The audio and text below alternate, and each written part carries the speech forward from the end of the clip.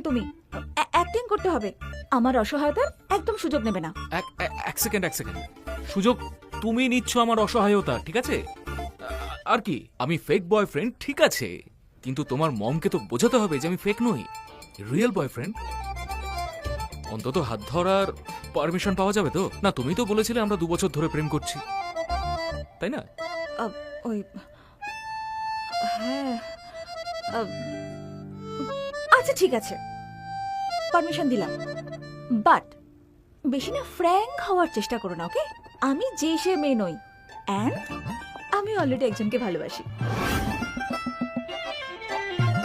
নিজের জন্য একটা মিষ্টি মেয়ে খুঁজছিলাম, এ তো অন্যের ওপর ক্রাশ খেয়ে আছে। সে কে? সেই দি কার গুরু, আসরানি এন্টারপ্রাইজেসের ফাউন্ডার আর সিইও ঈশান আসরানি। আরে সে তো ও হ্যাঁ, সরি, তুমি তো ভিখারি, তুমি হয়তো জানো না, বাট কোনো প্রবলেম নেই। আজ পর্যন্ত না ওকে কেউ কোনোদিন দেখেনি, বাট হ্যাঁ সবাই ওর সম্বন্ধে জানে অবশ্যই।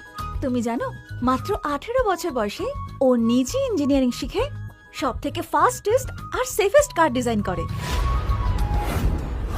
শুধু তাই নয়, 22-23 বছর বয়স থেকে সমস্ত স্টাইলিশ কারের ডিজাইন নিজে হাতে করে।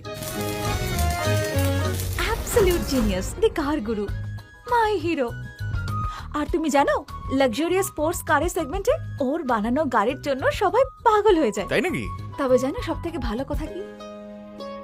ওই মানুষটা নিজের সমস্ত কাজের ক্রেডিট তার টিম আর তার ফ্যাক্টরি শ্রমিকদের দিয়ে দেয়। How sweet.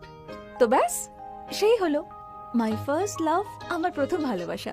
কোনো ব্যাপার না, একতরফা এটা, কিন্তু ভালোবাসা তো ভালোবাসা, তাই না? হ্যাঁ, তা তো ঠিকই বলেছো। তাহলে শোনো, একটু না দূরত্ব বজায় রেখো, আর আমি যেরকম বলবো একদম সেরকম করবে।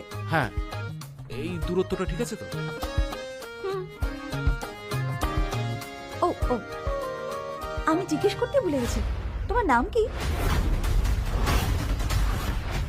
আমি জিজ্ঞেস করতে ভুলে গেছি, তোমার নাম কি? ঈশান। হুম, অবস্থি। ঈশান অবস্থি।